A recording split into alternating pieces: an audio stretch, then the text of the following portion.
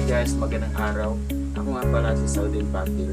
At ngayon ibabahagi ko ang 10 katotohanan tungkol sa bansang Saudi Arabia. Isang bansa na mayam sa kultura at relihiyon. Una dito, ang capital of Saudi Arabia ay ang Riyadh. Ang Riyadh na siyang sentro ng gobyerno at isa sa pinakamodernong lungsod sa Middle East. Ito ang pinakamalaking lungsod sa Saudi Arabia. Dito matatagpuan ang government offices at Royal Palace. Isa ito sa pinakamabilis na umuunlad na cities sa Middle East. Ang pangalawa naman dito ay ang Mecca. Ang Mecca ang pinakasagradong lugar ng Islam o dito sa Saudi Arabia. Ang Mecca, ang pinakasagradong lungsod sa Islam kung saan dito matatagpuan ang Kaaba na pinupuntahan ng mga Muslim sa pagdarasal. Dito ginaganap ang Hajj, annual pilgrimage. Ang pangatlo naman dito ay ang Hajj. Ang Hajj ay isang mahalagang tungkulin ng bawat Muslim na kailangang gawin kahit isang beses sa buhay kung kaya nila. Ginaganap ito sa Mecca, Saudi Arabia. Isa ito sa 5 pillars of Islam libo, hanggang milyon ang sumasali bawat taon.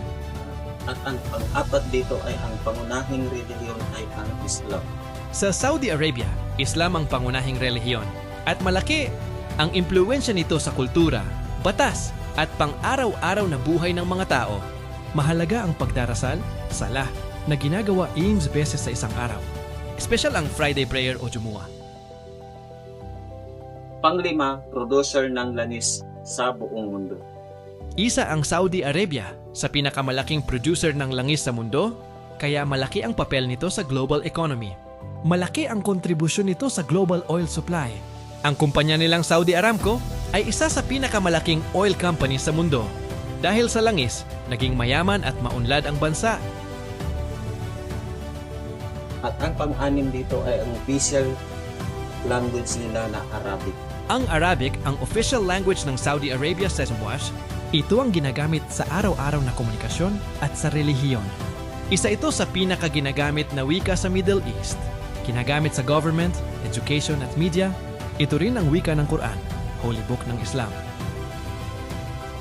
At ang pang-pito ay ang mainit na klima dito sa lugar na to at ang karamihan na lugar dito ay disyerto. Mainit ang klima sa Saudi Arabia dahil disyerto ang karamihan ng lugar nito. Kaya umaabot sa sobrang taas ang temperatura, lalo na sa tag-init. Umaabot ng 40 degrees pataas ang temperatura sa tag-init. Kilala ang Rub al-Khali, empty quarter, isa sa pinakamalaking disyerto sa mundo. Ang pangwalo ay Sharia law. Sa Saudi Arabia, ang ilang batas ay nakabatay sa Sharia law na nagmumula sa mga turo ng Islam at may malaking impluensya sa pamumuhay ng mga tao. Nakabatay sa Quran at Hadith, may mga rules tungkol sa pananamit, pag-uugali at pamumuhay. Mahalaga ang moral at religious values sa lipunan. At ang pang-siyam ay bawal uminom ng alak. Sa Saudi Arabia, bawal ang alak dahil ito ay labag sa mga batas at paniniwala ng Islam. Mahigpit ang pagbabawal sa pag-inom, pagbenta at pagdadala ng alak. Kaparusahan kapag nilabag ang batas. At ang pang-sampo ay ang modern development tulad ng Nowen City Project. Isa sa mga modern developments ng Saudi Arabia, ang NEOM, isang futuristic city project na nagpapakita ng kanilang plano para sa hinaharap. Isang futuristic city project na nagpapakita ng kanilang plano para sa hinaharap. Bahagi ng Vision 2030 plan ng Saudi Arabia. At iyon ang 10 important facts tungkol sa Saudi Arabia. Sana may natutunan kayo. Maraming salamat sa panunood.